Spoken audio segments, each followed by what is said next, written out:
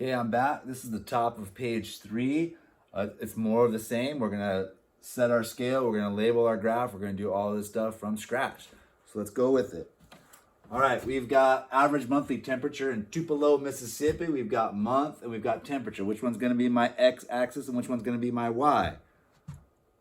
Always on top, right? So this will be my x and this will be my y. What comes first? X, because of the alphabet, right?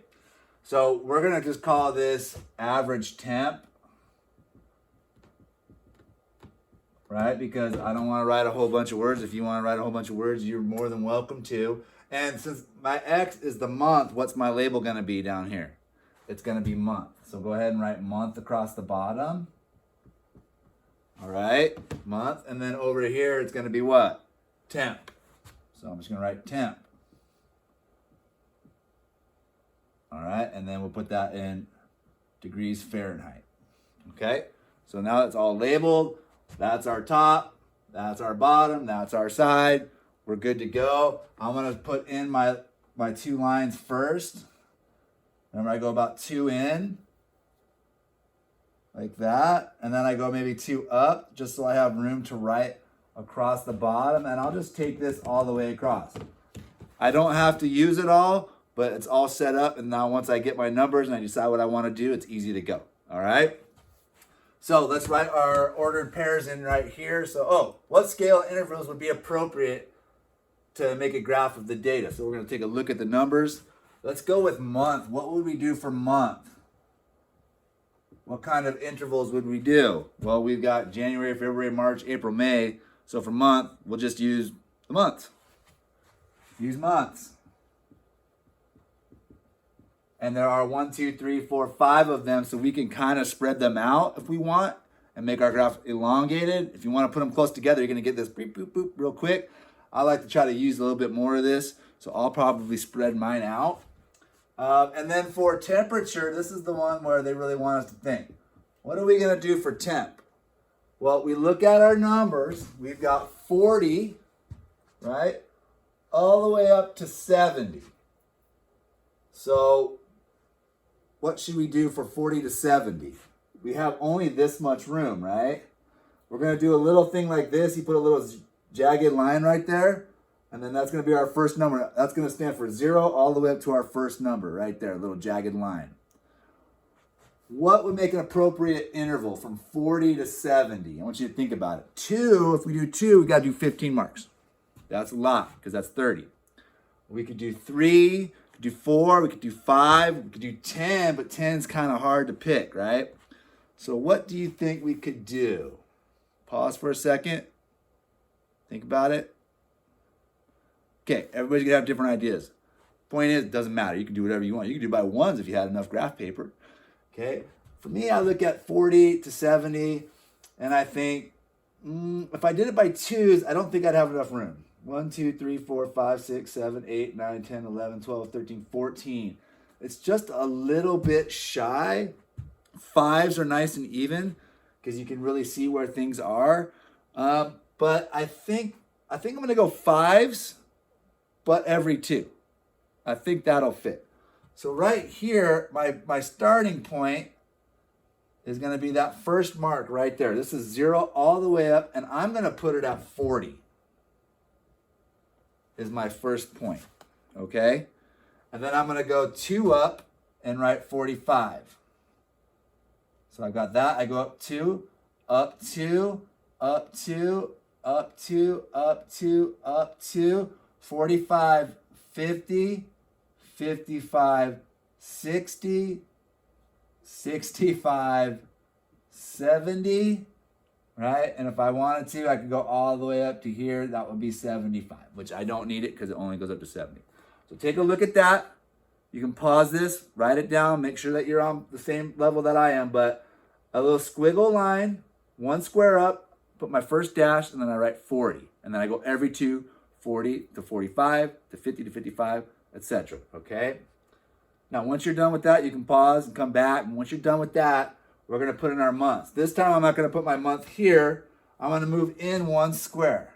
And I'm going to put January. So I'm going to put Jan. And I like the idea of every 3 spaces. So I'm gonna go 1, 2, 3, and I'm gonna put February, 1, 2, 3, March, 1, 2, 3, April. Whoa. 1, 2, 3, May. And it fits. Okay? Remember, you got to decide how much room do I have? How do I fit it all in there? That's the hard part. Once it's all done, then you're good to go. All right? So for temperature, we decided to start at 40, go by 5s. Okay, for every 2 squares. It's so open, you could do it any way you want. If you want to do it a different way, you're more than welcome to do it a different way. Get out a piece of scratch paper, you can come up with all kinds of different ways. All right? We're going to write the related pairs as ordered pairs. Since it's X on top and Y on the bottom, it's going to go January 40, February 44. We're just going to put them side by side.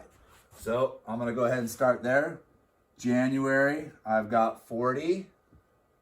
February, I've got 44. March, I have 54. April, I have 62. And May, I've got 70. Okay? So write your ordered pairs down. You can pause to catch up. They're right here. They're right there. I think everybody should be pretty good about doing that by this time. All right? And it says make a line graph of the data, so I just plot my points. All right? So I'm going to go to January and at 40. So January, which is right here, I'm going to put my first mark. There's January at 40. Then February was 44. Well, I don't have a 44, right? But I have a 45, so I'm going to put a mark just below the line, right? Remember that we do a little bit of estimating with this.